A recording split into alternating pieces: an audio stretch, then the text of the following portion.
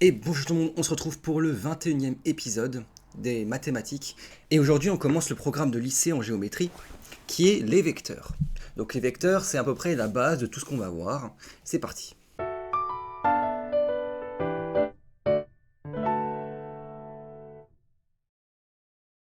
Donc pour comprendre ce que c'est qu'un vecteur, il faut d'abord comprendre ce que c'est qu'une translation. Au collège, vous avez vu plusieurs formes de déplacement et de réplication d'objets. Nous avons par exemple des axes de symétrie, mais nous avons également les translations. En quelque sorte, un vecteur, c'est une translation. Donc, soit A et B, deux points du plan qu'on voit ici. On appelle la translation de A en B, la transformation qui, pour tout point C du plan, associe le point D. Donc, c'est-à-dire qu'on va avoir la translation de là à là. Et si on ajoute un point, par exemple, ici, eh ben, on va pouvoir faire cette même transformation ici pour le point D. Et donc, AB et BC ont le même milieu, qui est O.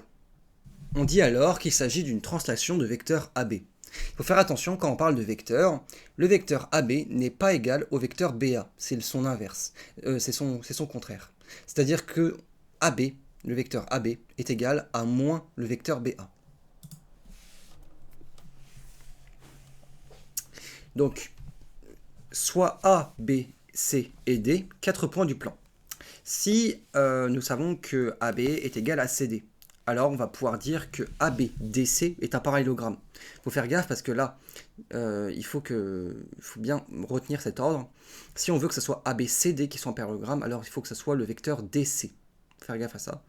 Parce qu'il y a un certain ordre qui est très important. Quand on nomme un parallélogramme, normalement on est censé faire point 1, point 2, point 3, point 4.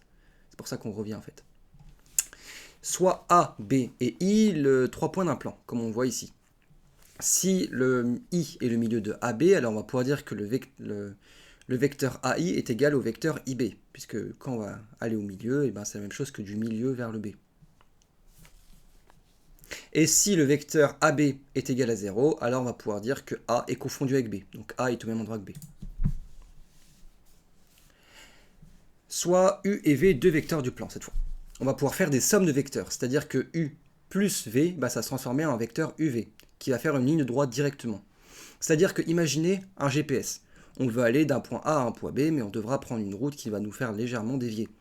Et bien de l'un puis l'autre, ça va être du coup le GPS, et à vol d'oiseau, ça sera la somme, donc U plus V. On peut également faire des soustractions de vecteurs, donc comme on le voit ici, si on fait UV, donc on a les deux vecteurs là, et si on fait moins V, ben on va dans l'autre sens en fait, simplement, avec la même longueur, la même norme, et donc U moins V, ça devient ceci. Aussi, très important le jour du bac, c'est la relation de Chasles. Donc, soit A, B et C, 3 points du plan. La relation, qui n'est pas forcément à citer, hein, est celle-ci. Donc, A, B, vecteur AB plus vecteur BC est égal au vecteur AC. En fait, on va chercher à avoir la même lettre ici et la même lettre ici.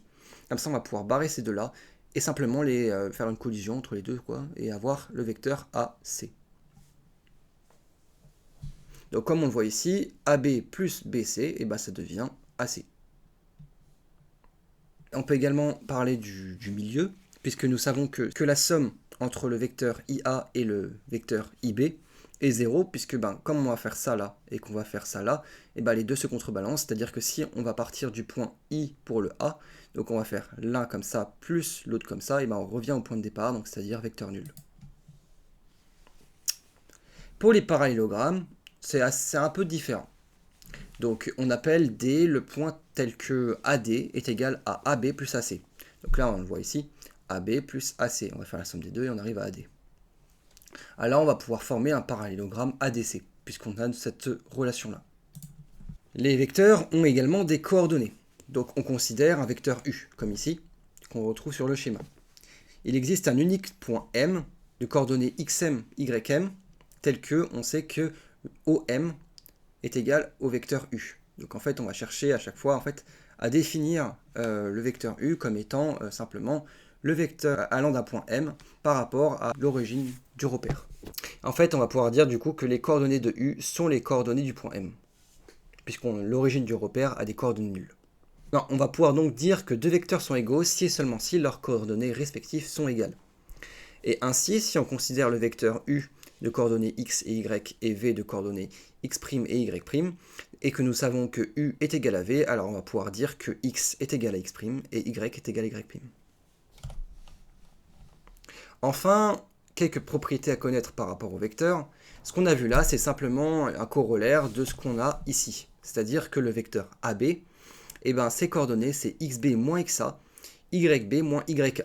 Normalement, les coordonnées d'un vecteur s'écrivent verticalement, mais là, j'ai pas pu le faire.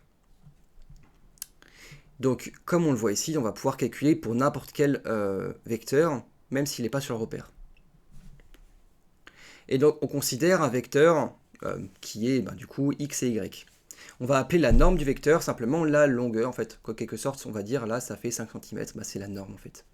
Donc, la norme du vecteur u est définie par la racine carrée de x au carré plus y au carré. Et donc, la norme du vecteur AB, c'est la racine carrée de xb moins xa au carré plus yb moins yk.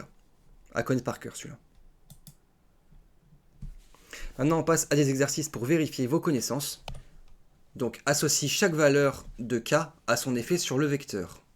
Donc, je rappelle, on peut faire un vecteur égale k fois un autre. Donc, voilà. Donc, voilà, à vous de savoir à quoi ça représente, finalement. On passe à la correction. Et donc, si k est égal à moins 1, on change le sens et on conserve la longueur. Si k est égal à 2, on va faire 2 fois le vecteur, finalement, et on va doubler la longueur, mais avoir le même sens. Si k est nul, alors il n'y a plus de vecteur, c'est un vecteur nul. Et si k est égal à 0,5, alors on divise par 2, comme on a multiplié par 2 pour le 2. Si a est de coordonnées moins 3, 4 et b de coordonnées 2, moins 1, alors AB a pour coordonnées, à vous de définir, je vous laisse réfléchir et je passe à la correction. Donc je rappelle, c'est xb moins xa, yb moins yk. Donc xb 2 moins xa moins 3, donc ça fait 5. Et yb moins 1 moins les coordonnées de xa en y. Donc c'est moins 4, donc ça fait moins 1 moins 4. Donc le vecteur a pour coordonnées 5 moins 5. Laquelle des égalités suivantes est correcte? Donc je vous laisse réfléchir. Il n'y en a qu'une seule qui marche, normalement. Et je passe à la correction. Donc il s'agissait de la première, puisque AB plus BC est égal à AC. On l'a vu. Simplement, c'est le cours. On se retrouve la semaine prochaine pour le produit scalaire. En attendant, à la prochaine. A plus!